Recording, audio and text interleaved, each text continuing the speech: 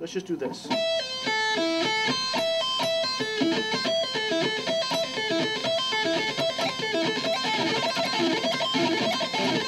Doesn't that sound more mean than this?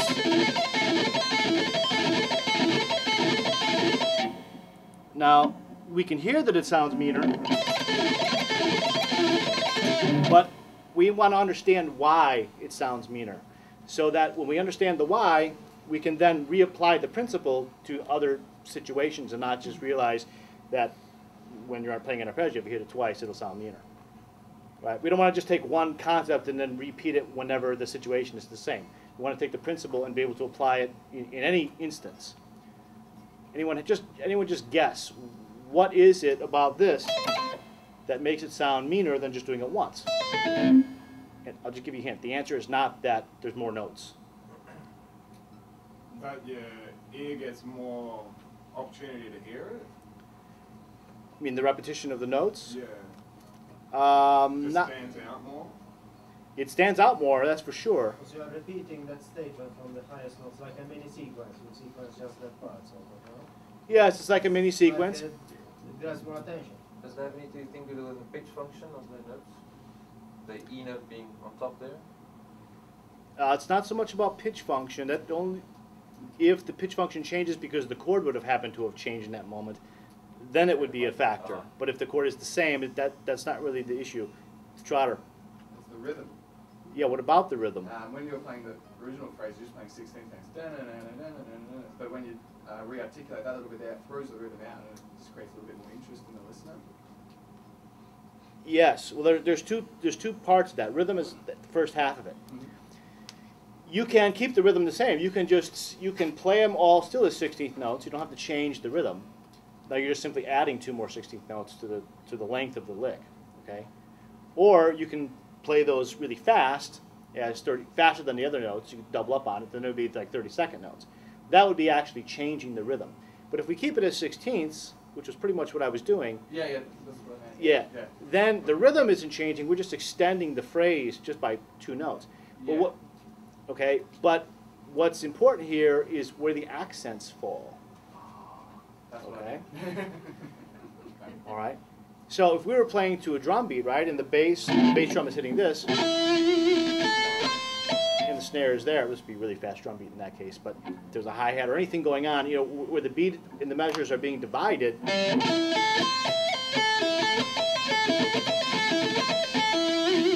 we repeat it, this is the first part. 1, 2, 3, 1, 2, 3. Now that second accent is not on the beat. So 2 things happen. What usually happens on the beat? Stuff happens, right? Some other instruments are playing stuff. You hear something from the drums, the cymbal, a hi-hat, bass drum, the bass player is doing something. Maybe the chord is being articulated again by the guitars. You know, whatever. There are stuff happening usually on beats. But off the beats, typically there's less stuff. There's less rhythmic density. Less events are going on. So when you re-articulate it slightly off the beat, it stands out more because it's easier to cut through to hear. Okay, so within the texture, there's more to hear. Okay, now I want you to imagine that I'm not too lazy to get up and go stand over there at the whiteboard, and imagine that I had the pen in my hand and I drew a line that goes like this, an arc. Okay, and that arc simply represents the contour of the phrase, right? And even if we add Tommaso's original note, it's an arc that goes like this. Okay? There's a lower note, then a higher one, then a higher one, then a higher one, higher, higher, higher, and then we get lower again, right? Just like this. Just a little arc. But when we repeat that highest note, we have to go back up to it, that totally breaks the texture. Okay? And that's the other big ingredient here that makes that stand out. Okay? So we have accents in places where accents don't normally occur. Syncopation. Okay, it's the technical term. And then the texture changes. Okay? When you hear, especially with arpeggios, sort of an inexperienced person who like learned how to sweep pick and then he learned how to do the arpeggios, but he hasn't really learned how to be creative with it. What do you hear all the time? Up, down, up, down, up, down, up, down, right? That's what you hear. Because they just gotten it down and now they're all happy and proud of themselves and they just go up and down as fast as they can. And you hear all that all the time, right? But when that texture is broken because you're now coming back to a high note or you're doing anything that other than this up and down thing, it catches your ear because it's a break in the pattern. It's a break in what the ear expects to hear. Okay? So it's a very, very cool thing. Let's take that same concept and apply it to another lick. Okay? So play this.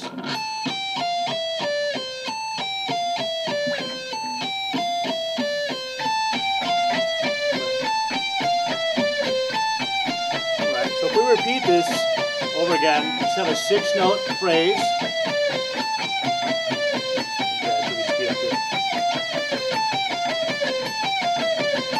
So this is cool, very simple, but cool. If you play it faster and faster, it starts to get a little cooler and cooler, right? And you can move it around, up and down the scale. You can do whatever you want with it, okay? But listen to this texture, which is basically a straight line down, right? Imagine in your mind or on that whiteboard, you're drawing a line. Before it was an arc, now it's a straight line down, right? This is what the listener expects to hear, especially if you repeat it. Take the same concept that we applied to Tommaso's arpeggio and repeat the first 2 notes.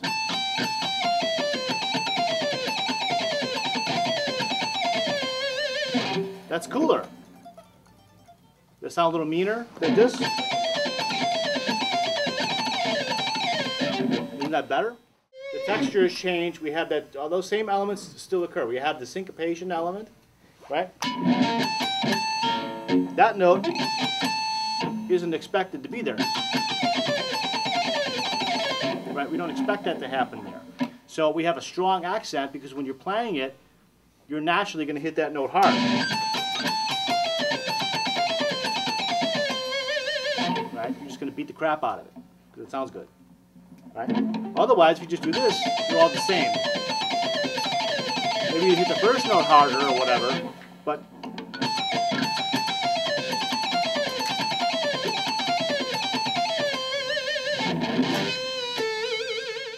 if we do this is cool, there's nothing wrong with this. But this has more conviction in it. Even if I don't hit the notes any harder, I would tend to naturally hit these notes harder. But even if you don't, the texture itself makes it sound like it has more conviction. Okay? Same thing here.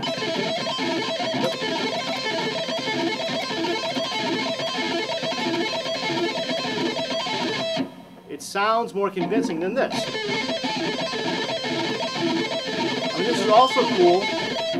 One is not, I'm playing both at the same basic speed. I'm not playing one faster than the other, but basically the same, okay?